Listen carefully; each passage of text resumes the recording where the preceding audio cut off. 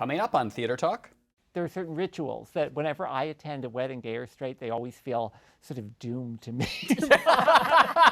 That's just me. You know, I do always get the sense of, oh my God, this is the last moment that they'll... Of happiness. Yeah, exactly. But that tends to be in proportion to the amount of money spent on the ceremony. That's right. Theater Talk is made possible in part by the CUNY TV Foundation.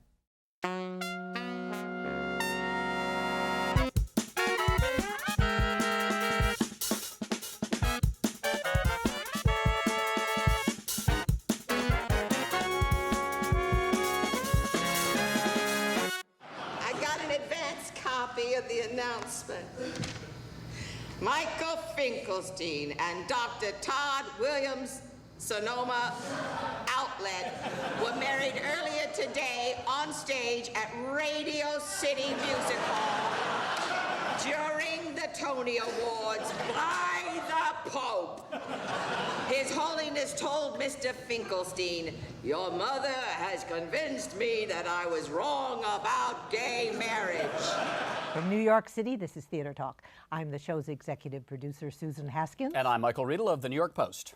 Well, Susan, New York State has finally passed a law making gay marriage legal in the state. So you've been telling me. So I've been telling you, because you know I'm up on all the new political social movements.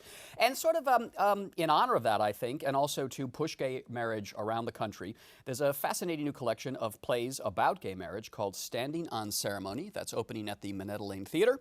And we are delighted tonight to be joined by three people who have written some of the plays. We are joined for the first time on Theater Talk by José Rivera, whose play is called Pablo and Andrew at the Altar of Words. Welcome to Theater Talk. Thank you very much. Moisés Kaufman, who we've had on the show a couple of times, but it's been too long, Moisés. Nice to see you again. Welcome back. And your play is London Mosquitoes. And our old regular, who's been a ham bone on this show for years, who always makes us laugh, the great, great Paul Rudnick, whose play is called The Gay Agenda. Welcome back to Theater Talk, Thank Paul. you. I want to ask you guys, a few years ago, Susan and I interviewed... John Waters. We interviewed John Waters. And John Waters said when he was growing up as a young gay man, he said, you know, 3 things I never wanted to do: go into the army, have children, and get married. And now it's all changed. When you guys were growing up, the idea of gay marriage, Paul, was it anywhere around? No, it was nowhere on the radar. And it's funny because I also was never even that keen on straight marriage. But it is interesting how the speed of social change now, and gradually actual political and legal change as well, because you think the leap from just any kind of gay awareness and gay civil rights to suddenly gay marriage seeming less and less like a punchline, you know, and less like a fantasy.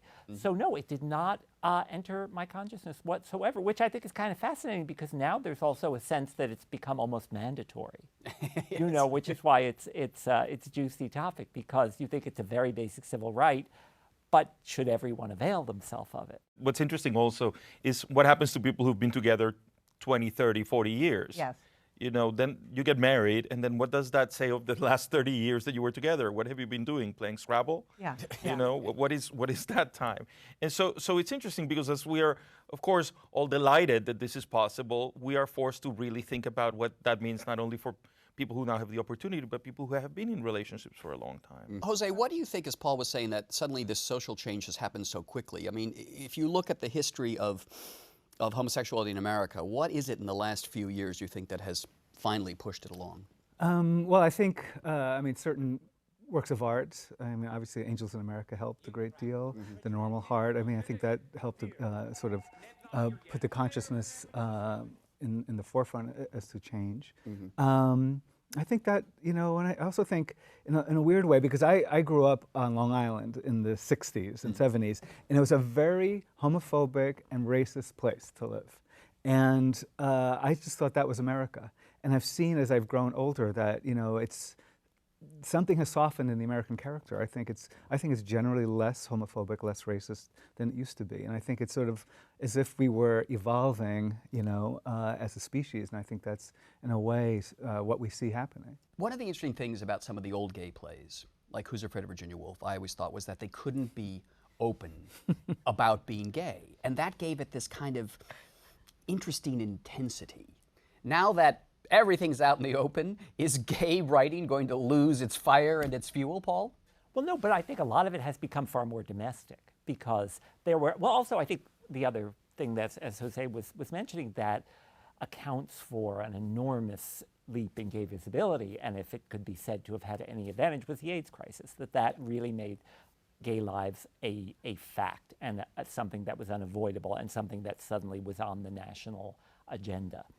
Although actually what's in my piece in this evening, something that's interested me now is even people on the farthest far right and religious fundamentalists who object to gay marriage and to the repeal of Don't Ask, Don't Tell, have learned if they are open about those opinions, even their own base will kind of reject them. They sound so nasty and so mean-spirited, and they've learned to cloak it and sugarcoat it now in the language of the left. So they will always say, and this is what sort of inspired my piece, was they'll say, if you have a Michelle Bachmann or a Maggie Gallagher, they'll say that gayness is an illness and it's the work of Satan and that it imperils the American family. And then they'll always say, but I don't hate anyone. I say, well, what is your definition of hatred? And your play, The Gay Agenda, is a right-wing woman who's opposed to like gay that. And I really actually tried to have a certain compassion for her because I think whenever it's like during the Proposition 8 trial in California where they refused to have it televised because the very few people who they could get to testify against gay marriage and against any form of gay equality were suddenly very nervous. And you think, wait, if you really believe what you're saying, if you really think of it as not as prejudice but as fact, then why aren't you more open about it? Still, there's a kernel of sympathy for someone whose world has been so rocked, who's been so changed, who feels that something is being taken from them. Right. You know, and that sense of, wait, I had a notion of the family and of marriage and of the sanctity of all these institutions, and now somebody's tampering with that. And I can understand how that might be a bit unnerving. You should also then hopefully become open-minded. But I did want to not just write something that was an attack on someone like that, but to sort of see it from their side. And your play, Jose, what's the crux of it and what inspired you? Yeah, it's, well, first of all, I was very surprised when I was asked to write the play, because I'm not gay, and I feel a bit like I'm an imposter. Get out. What are you doing?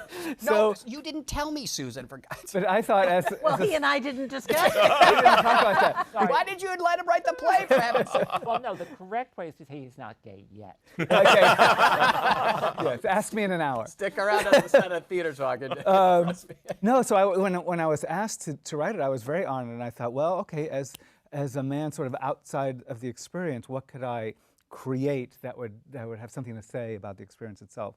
And so what my play, Pablo and Andrew, is two men who are at the altar, and the whole play is their vows. And they wrote them themselves, and they improvise a little bit as they say their vows. But I thought it would be interesting just to talk about, in the play, a kind of universal quality of love. That when two people declare love, no matter who they are with their background, the language tends to be of a certain kind. And not that all love or wedding vows sound the same, but I thought that these vows written by a straight man would be applicable to anybody who was in love, because the quality of love to me has no gender. And Moises, you touched on what your play's about, but if you just give us a deeper sense. It's about a 70-year-old man who has just lost his longtime companion, and he's giving a eulogy. And he's giving a eulogy in the eve when there's this big march outside about gay marriage. And he's forced to say, well, were we married or were we not married? One thing about what Paul said that I find really interesting is that, like, in terms of most civil rights movements, you always begin with language, right? People immediately know what it's okay and not okay to say. And then from there, it goes down, and then it becomes language, action, belief. But it always follows that. And it was very interesting because they did a poll, and 60% of Americans over 40 years old are against gay marriage, 60%. But when they did the same poll in Americans under 40 years, 60% of Americans under 40 years are for gay marriage. Right. So the numbers completely swap. reversed. Very So, hopefully the arc of history does tend towards progress. And in your play, this man is saying, we can have marriage now, what have we had before? That's it, yeah. So he talks about that. He's ambivalent about gay No. He's talking about how does he measure, like what, now that marriage is possible, what language does he is left to talk about his experience with this man for 40 years. Right. But that raises a good issue. I remember years ago watching this classic documentary about the gay world, Word Is Out.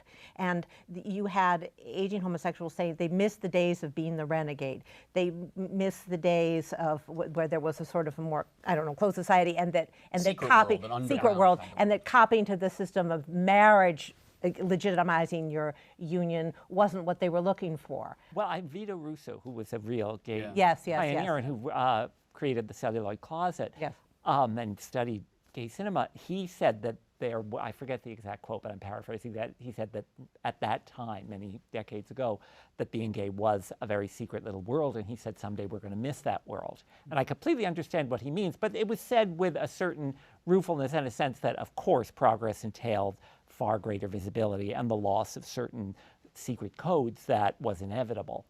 But yeah, no, I mean, I've been with the same. You've straddled both worlds, though, haven't you? Yeah, absolutely. I mean, I've been with the same guy for almost 18 years now. Right. Although I do remember my late beloved mother because my partner John, he did get a tattoo on his shoulder of a heart with a bleeding dagger through it and my name on it. Oh, that's And when I told my mom that he had done this, she thought about it for a moment and she said, well, that she approved. And I said, why? And she said, because you can take a ring off.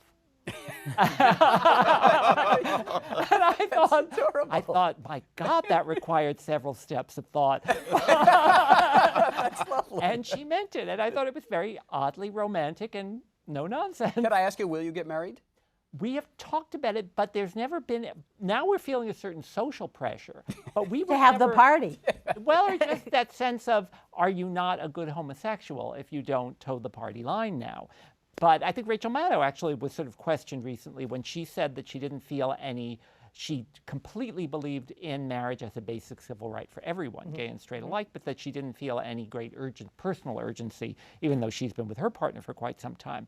So yeah, so it's fun. I mean, it's a good problem to have, I don't think anyone can complain about it. So, and there are certain vast legal advantages to being married. But on the other hand, yeah, we kind of were fine the way we were. So I don't know. We'll see if we get around to it. You're still a renegade, I know it. Well, also there's how you feel about, there are certain rituals that whenever I attend a wedding, gay or straight, they always feel sort of doomed to me.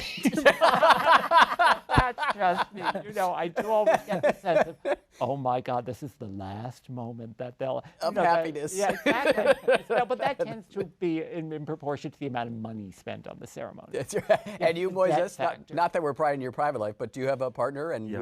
are you going to get married? I've had a partner for 23 years. Wow. And we will get married when it's legal in the country. In the country. So we're waiting for So you're that. waiting, right. And José, you are... I'm married. You're straight. I'm straight. Yeah, José's straight. Still for another 20 minutes.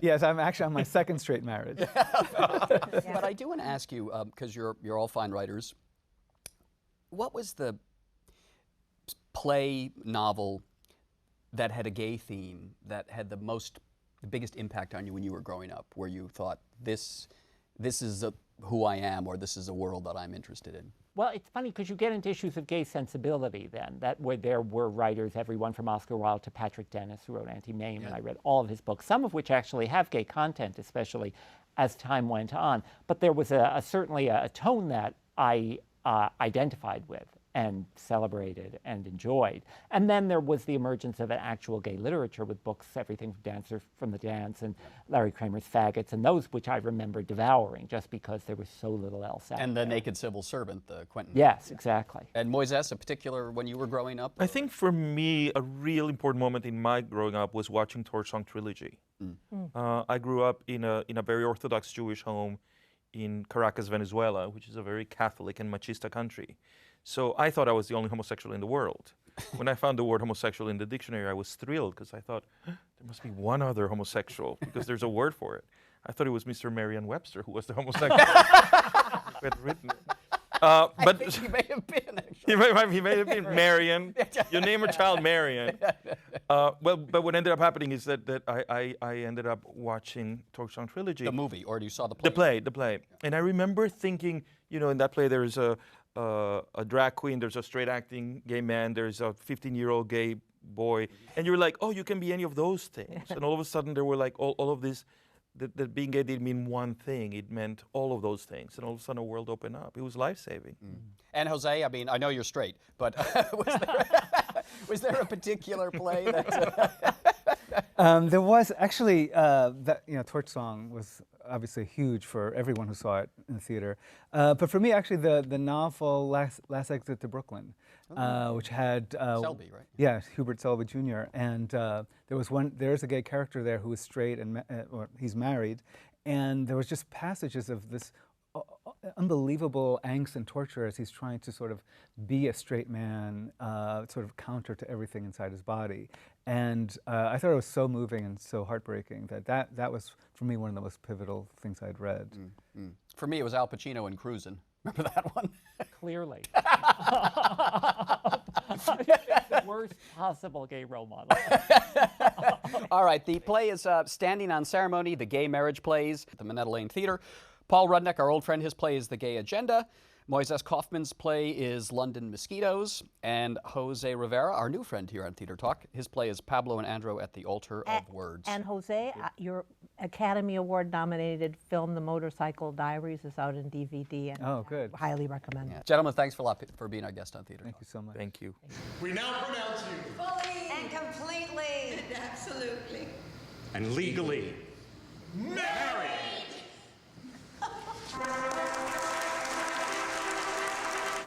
Use at your own risk.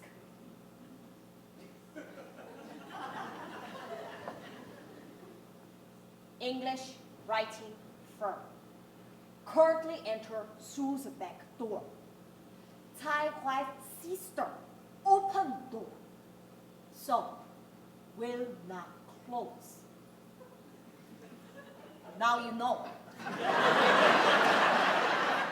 You know, Susan, I'm always saying when I come back from London that the British playwrights tackle the issues of the day, and many of our American writers don't. So I am thrilled that on Broadway is an absolutely fascinating new play called Chinglish that deals with the cross-cultural currents and misunderstandings of America and China. It could not be a hotter topic.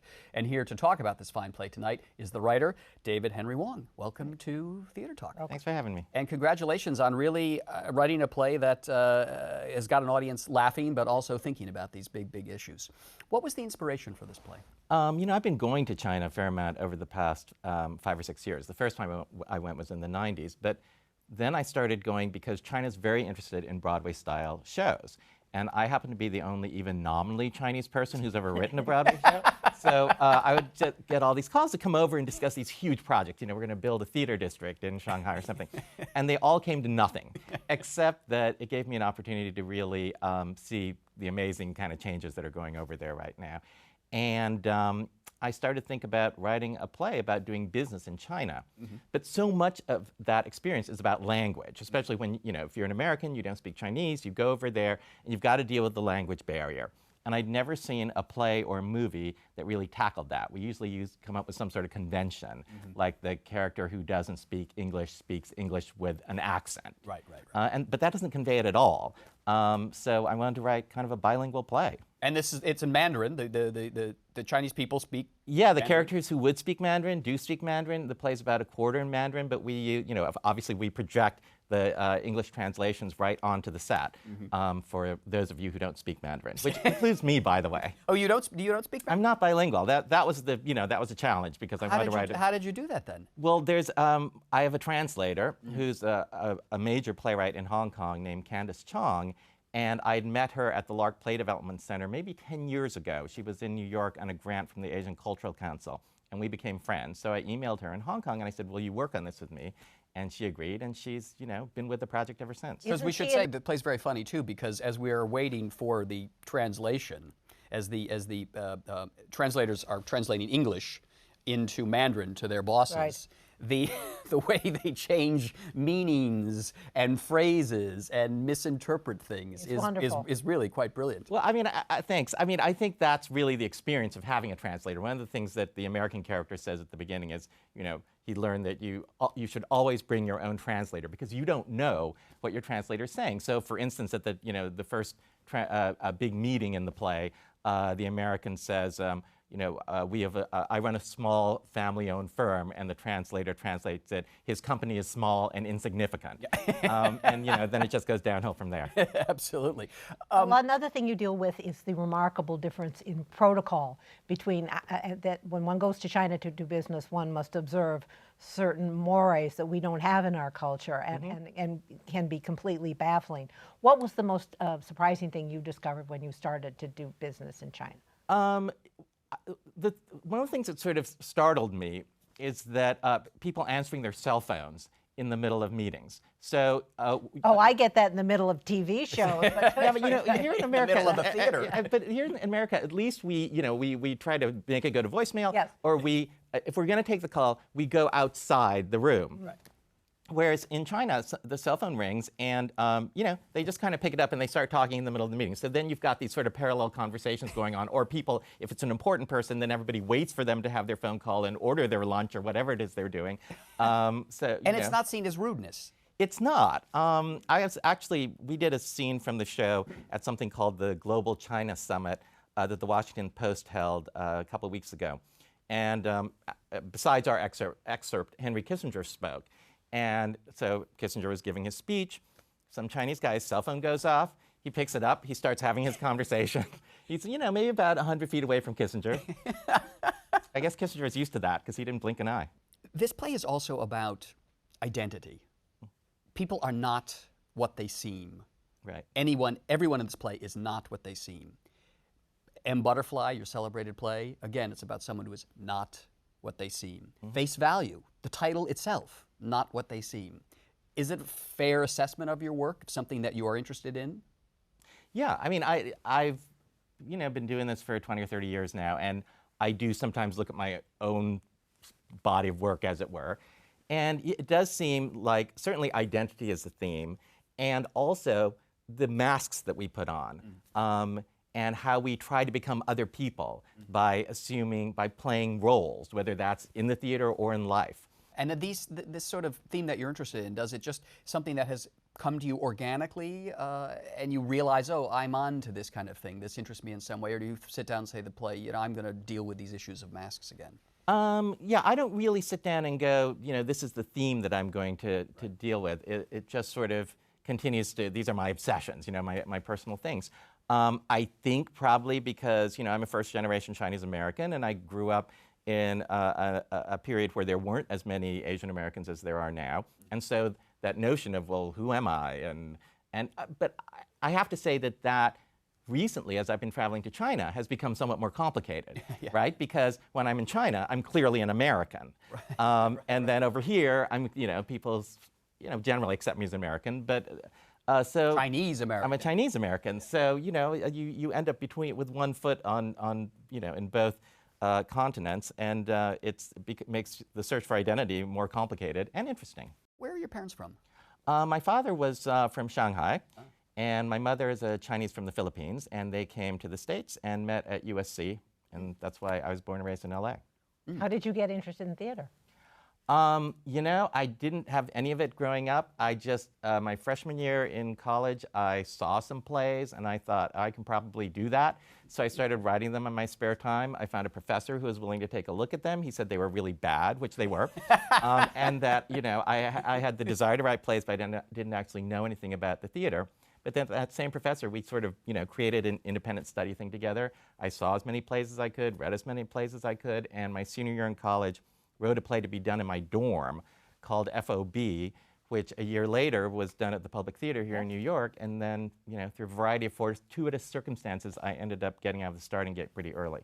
A friend of mine was saying, thank God we have a David Henry Hwang play, an Asian actor friend of mine. He said, because we haven't had work since Miss Saigon and Flower Drum Song. I mean, is it some disappointment to you that you have not been followed by other American who happen to be Yeah. of Asian descent writers? There are actually a lot of great Asian American yeah. playwrights. Okay. You don't just see don't them s- on Broadway, but you don't see that many new American plays on Broadway. I mean, this fall being the exception that proves the rule.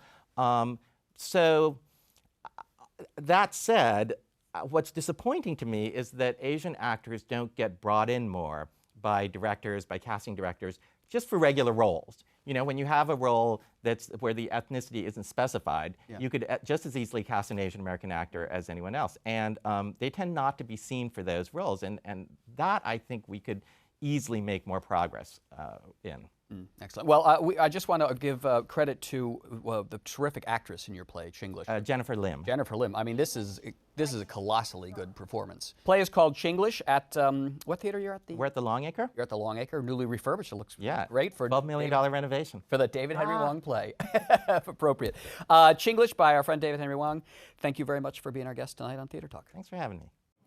I recently assumed control of Ohio signage and now direct all its operations. 现在俄亥俄州招牌设计公司由卡芬诺先生控制。I am sorry, direct what?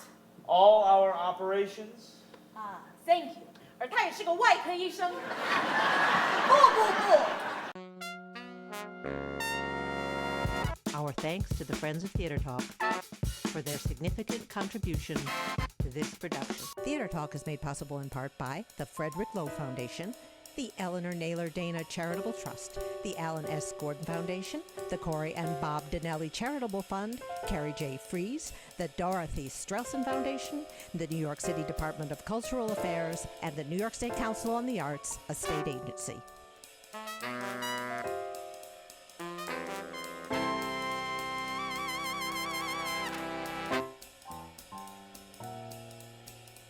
We welcome your questions or comments for Theater Talk.